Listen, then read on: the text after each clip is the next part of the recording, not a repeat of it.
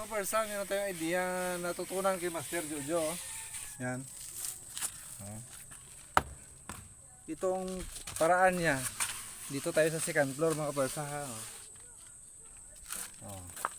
Yan, tingnan mo kami ng brada. Oh. Ang bilis lang kaparsa, hindi na natin kailangan maglagay dyan ng hamba o mga kahoy dyan. Oh. Wala na mga kahoy-kahoy ito kaparsa. Oh. O diba? Napakataas yan. Hindi basta-basta natin nga kaparsa. Oh. Wala lang mga kahoy-kahoy dyan mga kaparsa. Oh. Ang diskarte pala ito. Ganito pala ang patong ng hollow block sa taas. Tirahin na natin ng kuwan ito.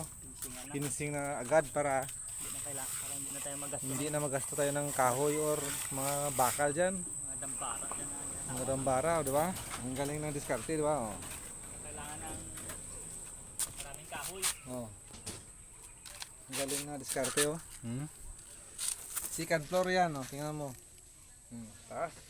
Finishing siya.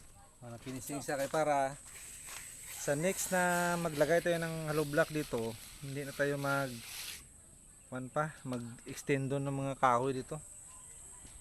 Okay. Thank you for watching.